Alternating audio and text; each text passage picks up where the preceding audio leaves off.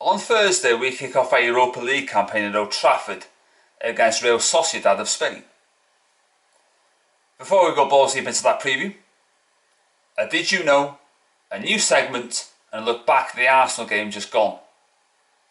In that order. Did you know, and there is a punchline in this as well, that the band Frankie Goes to Hollywood had a song called Relax, which was banned from the radio. They missed a trick here. They should have called their band Frankie Goes to United. Just a thought. A new segment I'm going to call Poetry Corner. So here it goes. Take your paw from the door. Poetry Corner there. Now let's take a look back at the Arsenal game, shall we? We beat them by 3-1. Got 12 points. We had the minus goal difference, and now the goal difference is a big fat 0. And after a stuttering start, to put it mildly, we're bouncing up the league table like Tigger from Winnie the Pooh. And we deserved the victory. I know Arsenal fans have been moaning that they deserve something out of it, but you don't always get what you deserve. And nobody remembers the losers. Everybody remembers the winners.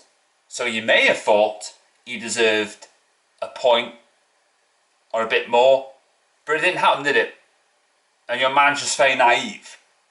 It was like with the 3 substitutes he made, he was rewatched and watched for the first time Man United versus Brighton, where Ten Hag made bizarre substitutions in the 90th minute.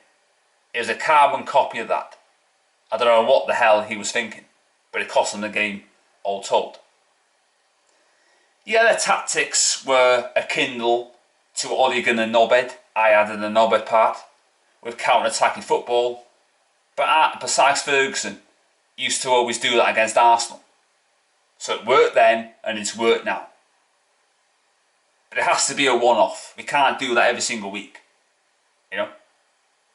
Ten Hag, we need a contemporary formation and style. Not the Ole Gunnar Knobhead style. Which doesn't work one iota. Anthony made his debut. He took his goal well, to say the least. He stood out well. I'm not really enamoured with the price tag though. 100 million is extortionate and an earth-shattering amount of money. I wouldn't have done that deal personally. What I did like though is when he took 2 Arsenal players to no man's land and then produced a party piece to Delo, who crossed it for Ericsson, who should have buried that, and it should have been 1-0 there and then. And he's got a lot more to give and we can get more out of it. But we've seen this all before, haven't we? Bruno Fernandes when he first came into Man United.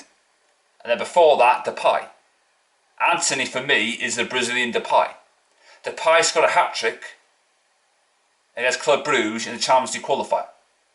He then cost his top 4 against Stoke and against Chelsea.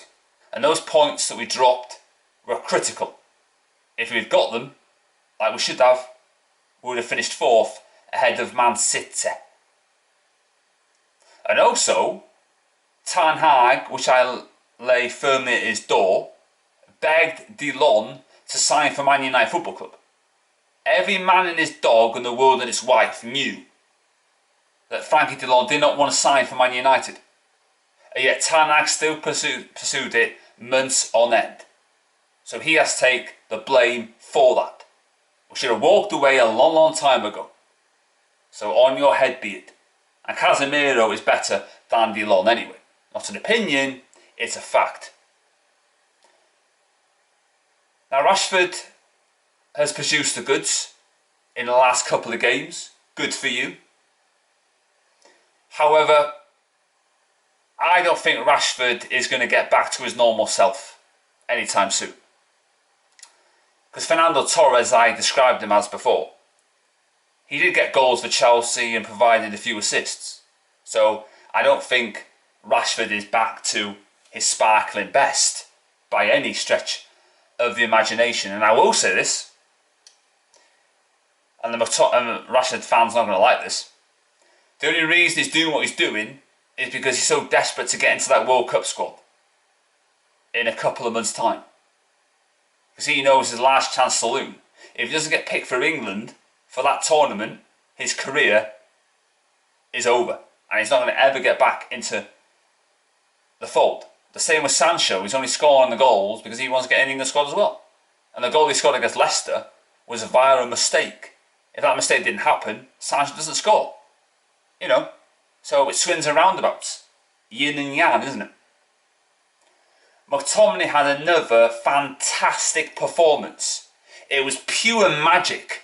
He deserved to be on that pitch. He gave it his heart and soul, 100%. So thank God he's still at our football club. He's been absolutely fantastic. But the problem has been, he suffered an identity crisis.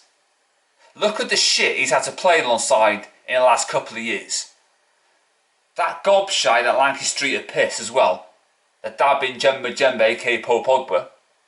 Emmanuel Matic and Fred. And I said after the Newcastle game last year, it was like that we had the Newcastle attack and the Newcastle attack had ours. It's not McTominay's fault when he passes it to the forward players that they can't finish off the chances that are given. And I've also said before, I would rather create 1 or 2 chances, take them, rather 7, 8, 9 chances and not take them.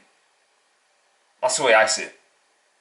So McTominay is delivering to his public, like me who back him every single week. He's perfect the way he is. He really is. And those who praise him, it's basically a backhanded compliment. They're saying it for gritted teeth. They don't want to say it, but they have to say it. Because if they don't, people will say they've got a personal vendetta, which I think they continuously have. You know, at least he plays for his country. David De Gea doesn't play for Spain, does he? No. But back the manager though. They say that, don't they, these far top reds? Oh, we don't want McTominay to play. We want Casemiro, but back the manager though. The manager picks the team, not you far top reds. What you know about football, you can write a back of a Malteser packet and also a back of a postage stamp. Because you know fuck all about the game of football. Not an opinion, a fact. McTominay's here to stay. Deal with it. I don't know why Nottingham Forest fans are still bitter regarding Man United when Ole Gunnar Solskjaer scored 4 goals against them back in the day. Get over it. Stop being fucking bitter. No one cares anymore. So get a grip on reality and let it go. Move that chip from your fucking shoulder. Come on. Get with the times. Careful. Anyway, I've said my part there. So the team I'm going to pick. Dubravka in goal. Wamba Krapa right back. Porky Pig at left back. Centre backs. Maguire and Lindelof. The midfield 2 of Casemiro making his full debut and Donny van der Beek making his first start of the season. Up front, Ronaldo. Across the forward line, Elanga. I'm going to give Garnacho a shot. Just plucking out of thin air there. And Anthony Martial as well, if he's available. So that's what I'm going to go with. And I'm going to go for a convincing Man United 3-0 win. I said before balls kicked in earnest, we're not going to win the Europa League.